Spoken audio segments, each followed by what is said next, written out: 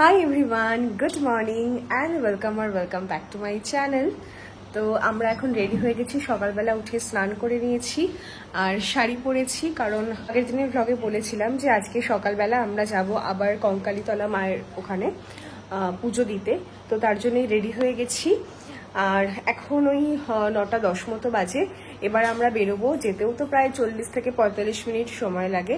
তো আমরা স্কুটিতেই যাব, আমি যাচ্ছি, সুদীপ যাচ্ছে, আর আমাদের সাথে যাচ্ছে কৃতিকা, মানে আমার ননদের মেয়ে। ওখানে গিয়ে হয়তো আমি খুব একটা ভ্লগ করবো না, কারণ পুজো দিতে যাচ্ছি, তো ওটাই মেইন কনসার্ন আমার। চলো আজকের ভ্লগটা স্টার্ট করি।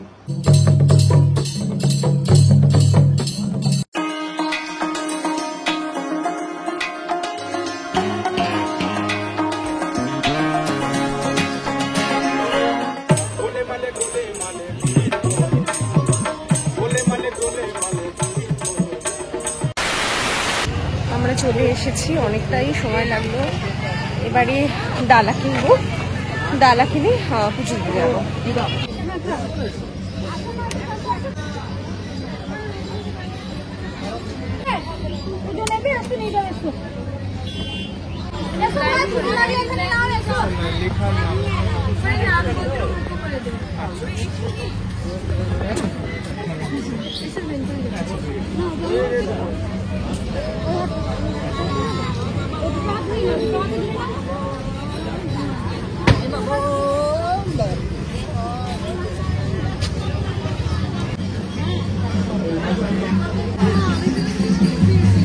বাইরে গরম হলে মন্দিরের ভেতরটা কিন্তু ঠান্ডা।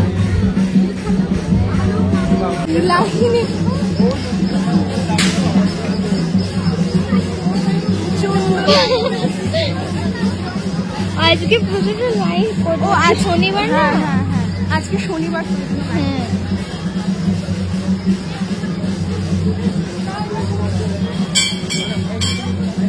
লাইন তো শেষই হচ্ছে না রে বাবু। ওইটাই তো বলছি, আজকে পুজো দিতে পারো কিন্তু দেখো এত লাইন বাড়ি অব্দি চলে আসবে না তো, সেটাই ভাবছি। এই যা লাইন দেখছি, কখন জানি না পুজো দিতে পারবো, কতক্ষণ লাগবে এখানে। না হলেও 200-300 জন তো বোধহয় হবেই, লাইনে না অনেক। আমরা পুরো মন্দিরের মানে চত্বরের বাইরে বেরিয়ে এসেছি।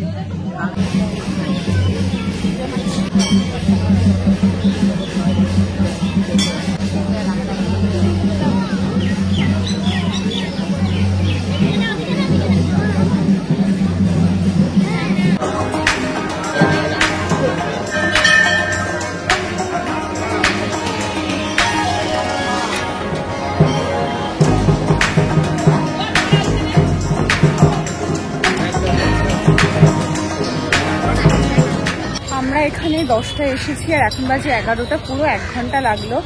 তার মধ্যে হয়তো ঠাকুরের কাছে 5-10 মিনিটই আমরা ছিলাম, আর বাদবাকি পুরো সময়টা লাইনে গেছে। তো আজকে শনিবার বলে ভীষণ ভিড়, আর সেরকম আজকে গরম। খুবই টায়ার্ড হয়ে গেছি এবং গলা পুরো শুকিয়ে গেছে। এবার একটা লেবু জলের দোকান খুঁজতে হবে।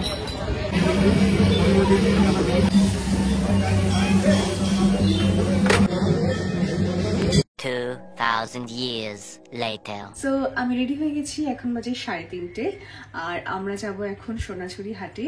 আর আজকে এই গ্রিন কালারের শাড়িটা পরেছি, এই ব্ল্যাক ব্লাউজ দিয়ে।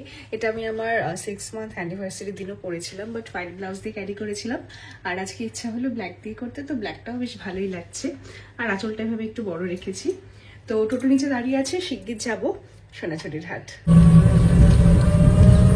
এটাও তৈরি করেছে, এটাও একই পদ্ধতিতে করা মনে হচ্ছে।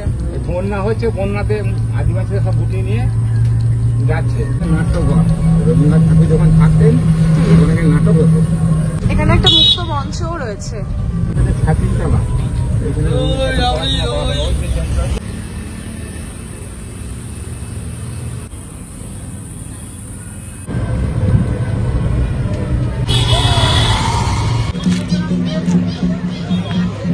সাইকেল এখানেও আছে, এই দেখ, যেটা তুই আন্দামান থেকে নিয়ে এসেছিস।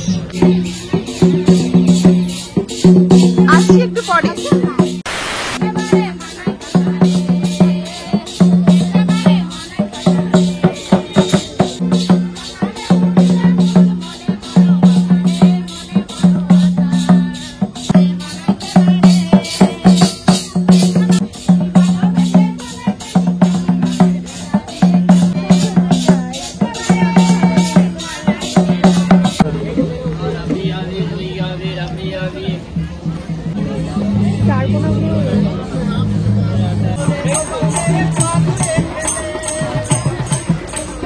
বেশিগুলো সুন্দর রে।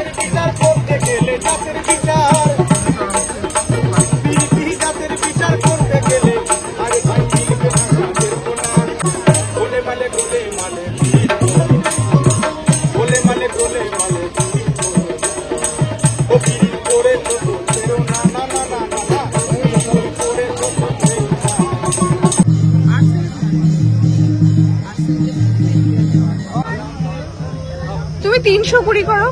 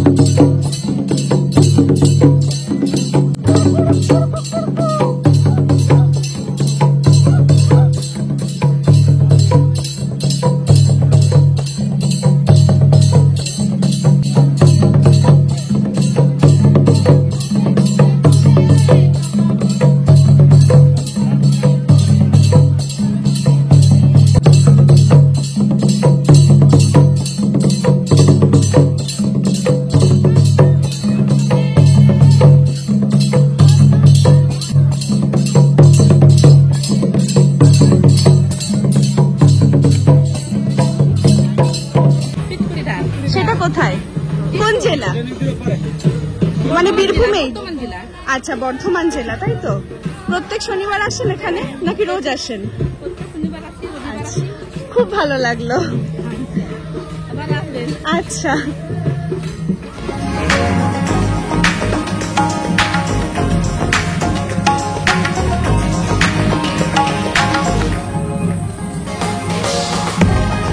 মোটামুটি বাড়ির সবার জন্য টুকটাক করে জিনিস কেনা হয়ে গেছে, বাট আমি এখনো নিজের জন্য কিচ্ছু নিইনি। আমার ভীষণ ইচ্ছা যে আমি একটা কাঁথা স্টিচের শাড়ি নেব, বাট মেলার এখানে প্রচন্ড দাম বলছে সোনাঝুরিতে, আর কতটা কোয়ালিটি ভালো হবে সেটা নিয়েও আমার একটু ডাউট হচ্ছে। সেই জন্য আমার বন্ধু আমাকে সাজেস্ট করলো যে বোলপুর স্টেশনের ওখানে যে দোকানগুলো আছে ওখান থেকে একটা নিয়ে নিতে। তো আমি ভাবছি সন্ধ্যাবেলা গিয়ে ওখান থেকে নেব। তো একটু শপিং করার পর আমরা এলাম এই জায়গাটাতে, এখানে বেশ কিছু ছবি ভিডিও তুললাম, আর এখানটা না খুব সুন্দর দেখতে, খুব সুন্দর। তো এবারে আমরা যাব আবার একটুখানি মার্কেটের দিকে যাব, যদি আর কিছু পছন্দ হয়। আমার একটা জুয়েলারি বক্স খুব পছন্দ হয়েছিল, বাট এত দাম বললে আমি তো নিলাম না, গিয়ে দেখি আর একবার, যদি না কমায় তাহলে ওই দাম দিয়েই নিয়ে নেব। আর যেটা বলছিলাম, তো সন্ধ্যাবেলা প্ল্যান আছে আমার বেরোনোর, শাড়ি কিনতে যাওয়ার জন্য। তো দেখি গিয়ে শাড়ি ভালো কিছু নিই কিনা।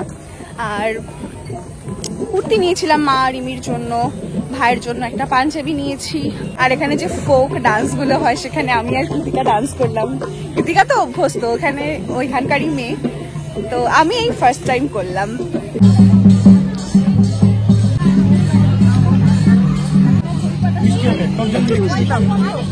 আমাকে এখানে আসার সময় রিমি বারবার করে বলে দিয়েছিল যে আম মাখাটা ট্রাই করো, তো খুঁজে খুঁজে একটা আম মাখার দোকান আমি পেয়ে গেছি। হ্যাঁ, এটা দেখে এখানে সব থেকে ভালো কৃতিকা বলেছে, তো চলো আম মাখাটা ট্রাই করি।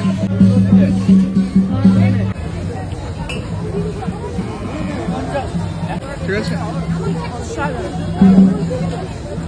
এত ভালো আম মাখা কাকুর দোকান,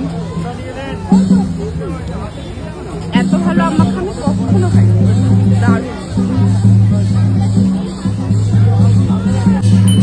তোর কেমন লাগলো? হ্যাঁ, এই টাইপের একটা কানের দুল নিলাম। এটা কত? 220।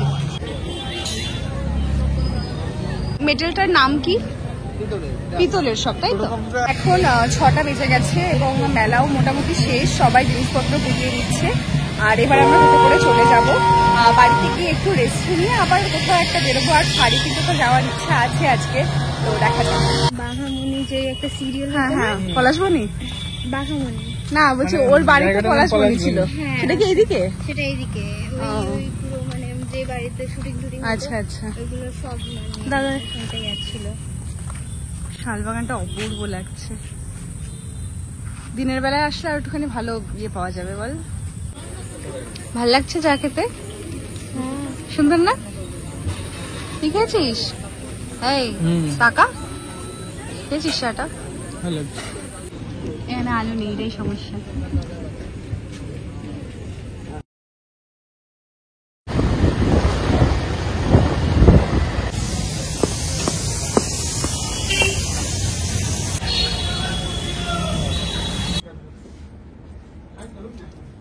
এই কালারটা নিয়ে ভালো লাগছে না? তোর কালারটা পছন্দ হচ্ছে ভাবি? ভালো লাগছে?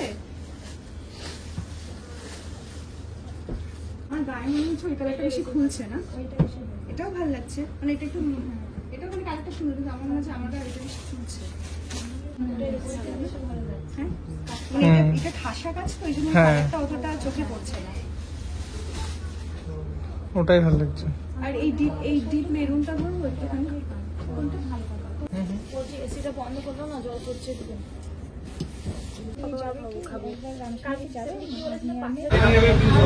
বাবিন তুমি কি খাবে? Chocolate shake. ভালো।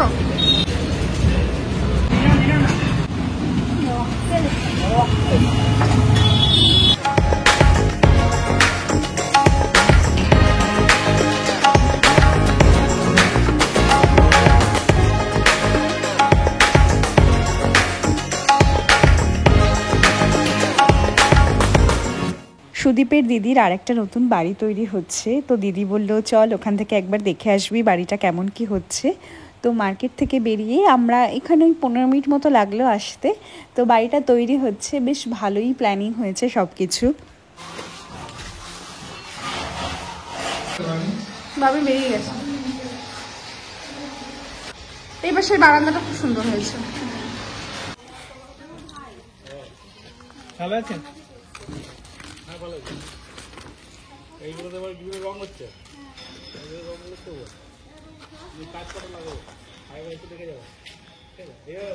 এবার আমরা ডাইরেক্ট বাড়ি যাচ্ছি, আমাদের হাতে আর বেশি সময় নেই। বাড়িতে গিয়ে আমরা একটু ফ্রেশ হব আর ব্রেকফাস্ট আর লাঞ্চ একসঙ্গে করব, ব্রাঞ্চ হয়ে যাবে। যাই হোক, তো তারপরে আমরা ধরবো ট্রেন।